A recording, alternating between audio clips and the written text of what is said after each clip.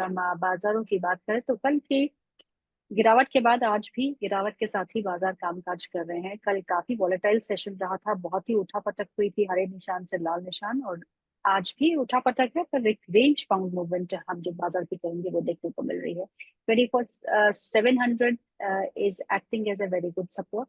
और आज दिन का जो निफ्टी का लो था वो 24,737 के आसपास का था।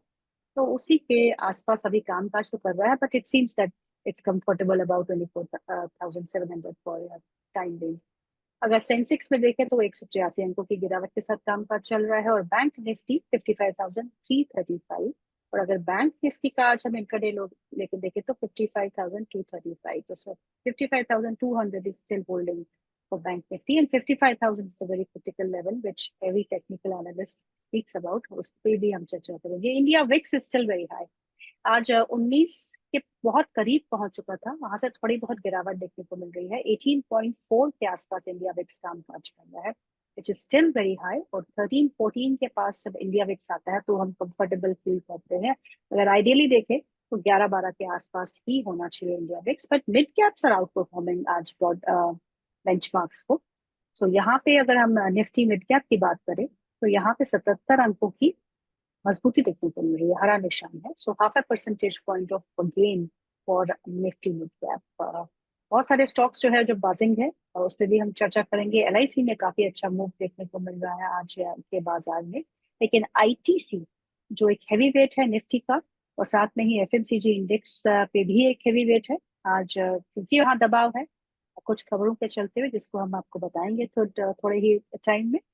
अ, वो आज निफ्टी पे ज्यादा अच्छा दबाव बनाए हुए हैं। अगर आईटीसी परफॉर्म करता है तो हो सकता है कि निफ्टी जो है वो हरे निशान में भी आ जाए। सो इन सब पे बातचीत करने के लिए और किन स्टॉक्स पे आपको रखनी चाहिए नजर, इस पे हम चर्चा करेंगे। दो खास मेहमान हमारे साथ जुड़ चुके हैं। मिस्टर दिनेश सानी is a research analyst fundamental for invest for edu, and Shitija Salvi, she is technical analyst eight IDBI capital. आप दोनों का बहुत बहुत स्वागत है। स्टूडियो से मेरी सहयोगी मोहिनी दीदी इस कार्यक्रम में शामिल है। So welcome Mohini.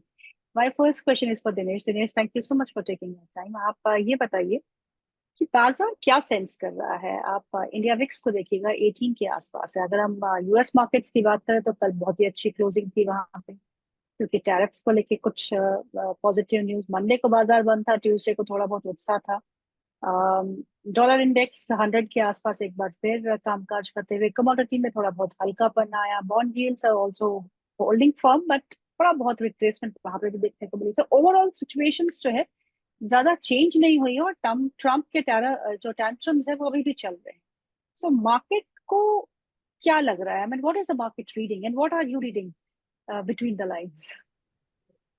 Yes, thank you first of all for having me on your show. It's always great to speak to you and your audience. Okay, so thank you.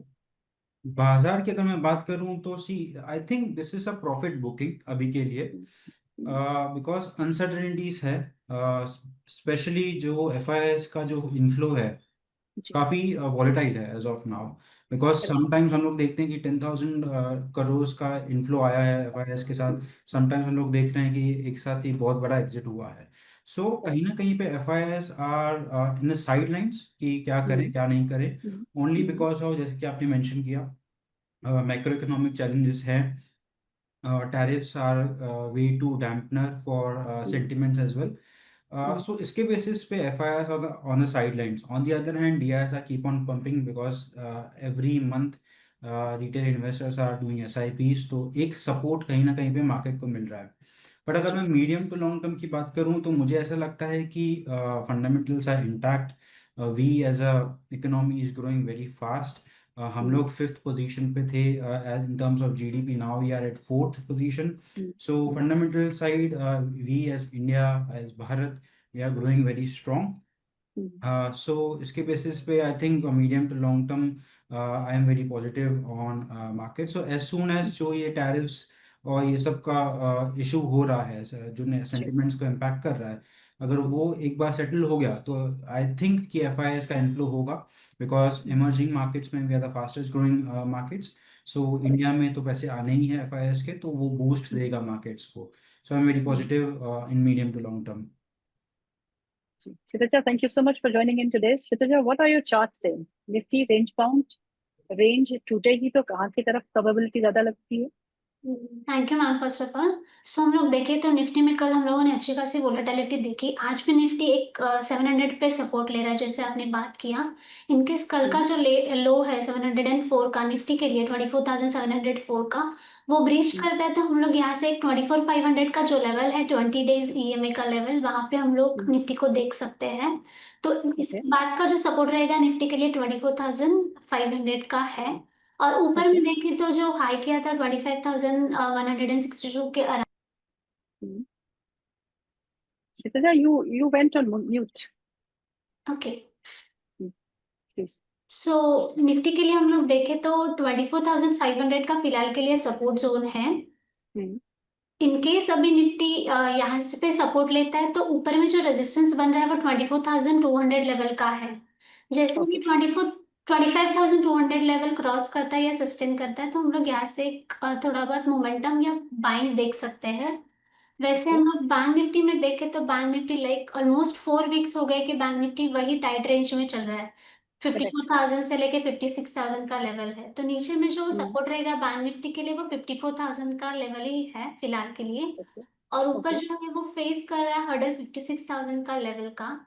जैसे ओके। बैंक निफ्टी एक sustain करता है ये 56,000 level के ऊपर तो हम लोग यहाँ से एक फ्रेश रैली देख सकते हैं ऑलमोस्ट 1,000 2,000 पॉइंट की। और बैंकिंग स्पेस में देखो तो थोड़ा पीएसयू बैंक में मोमेंटम है, पीएसयू बैंकिंग में अच्छे खासे हम लोग गुड बाइंग देख रहे हैं। तो हम्म, वो थोड़ा सपोर्ट कर रहे हैं बैंक निफ्टी के लिए। तो फिलहाल के हम्म, लिए बैंक निफ्टी थोड़ा ज्यादा बेटर है कंपेयर टू निफ्टी। बट दोनों के हम्म, लिए व्यू जो है वो साइडवेज टू कंसोलिडेशन ही है फिलहाल के लिए। तो निफ्टी के लिए 24,500 का सपोर्ट है, हायर पे 25,200 का रेजिस्टेंस। बैंक निफ्टी हम्म, 54,000 का सपोर्ट एंड हायर साइड पे 56,000 का रेजिस्टेंस है बैंक निफ्टी के लिए। Okay. Good afternoon Dinesh sir. Dinesh sir, आपने अभी कहा कि हाँ एफआईआईज की जो कभी वापसी हो रही है, कभी एफआईआईज बेच रहे हैं, कभी वापस से खरीद रहे हैं, वो थोड़ा डाइसी नजर आ रहा है। ऐसे में एक और रिसर्च ये है कि रिटेल इन्वेस्टर्स भी बेच रहे हैं, और वो अब तक अगर मैं मई की बात करूँ तो 7,100 करोड़ की इक्विटी उन्होंने सेल ऑफ की है बिकॉज ऑफ ग्लोबल अनसर्टेनिटीज, जितनी भी चीजें चल रही हैं आसपास, जियो पॉलिटिकल इशूज जो बढ़ रहे हैं उनके चलते। और उनका जो रुझान है वो फिक्स डिपॉजिट और डेट म्यूचुअल फंड की तरफ बढ़ रहा है। हाँ, म्यूचुअल फंड में एसआईपीस तो चल रही हैं, लेकिन डेट म्यूचुअल फंड और फिक्स डिपॉजिट में उनका ध्यान ज्यादा आ रहा है। तो आप इस शिफ्ट को अभी कैसे देख रहे हैं फिलहाल? जी, दो चीजें हो सकती हैं। या तो जो मार्च एंडिंग हुआ उसके बेसिस पे जिनका जो ईएलएसएस चल चल रहा होगा, जिनके 3 ईयर्स ऑलरेडी कंप्लीट हुए रहेंगे, तो मे बी जी। वो पा निकाल रहेंगे पैसे वहां से। और मे बी जो मीडियम टर्म इन्वेस्टर्स हैं, जो जिन लोगों ने लास्ट ईयर में इन्वेस्ट किया, तो इफ दे हैव हाँ। सीन सम प्रॉफिट्स तो एग्जिट होते रहेंगे। सो आई सी दिस शिफ्ट की ज़्यादा इम्पैक्ट नहीं होगा। I hmm. Feel that people are getting aware, and जो हाँ। म्यूचुअल फंड सही है, जो कैंपेन हो रहा है, I think that is playing a very important role. उससे लोगों को पता भी चल रहा है that it is very important कि हम लोग लॉन्ग टर्म के लिए इन्वेस्ट करते रहें स्टॉक मार्केट में through mutual funds. So I think कहीं ना कहीं पे कुछ इम्पैक्ट शायद कम रहेगा मेरे हिसाब से तो। But overall in in medium to long term मेरे हिसाब से ये ग्रो होता ही रहेगा every month by when people are getting aware, because young people are also there who have started earning, they are getting एक टाइम पे वो कंजम्पशन पे भी फोकस कर रहे हैं, एक small portion they are also focusing on to invest, maybe a small amount of 2 to 3 thousand. So I don't see this trend going anywhere. This will grow for sure, and over the long term I think this will be one of the great investment ideas for at least for retail investors. Hmm. बिल्कुल sir. Good afternoon Shreeja ma'am. Ma'am, दो stocks को देखेंगे। एक तो Hind copper को 5 months के high पर चला गया स्टॉक, अपने नेट प्रॉफिट में 50% तक का जंप था, जिस वजह से स्टॉक में तेजी नजर आई है। ये आपको कैसा दिख रहा है? और दूसरा एनएमडीसी, इसमें गिरावट आई है क्योंकि इसके क्यू प्रॉफिट में 22% की गिरावट देखने को मिली है। ये दोनों स्टॉक्स कैसे लग रहे हैं मैम? क्या गिरावट में एनएमडीसी को खरीदना सही है? और हिंद कॉपर कैसा लगता है इस वक्त आपको? सो पहले हम लोग हिंड कॉपर देखें तो हिंड कॉपर में अच्छा खासा 3 दिन का रैली आया है। और यहाँ पे जो एक रेजिस्टेंस है हिंड कॉपर के लिए वो 262 का लेवल का है।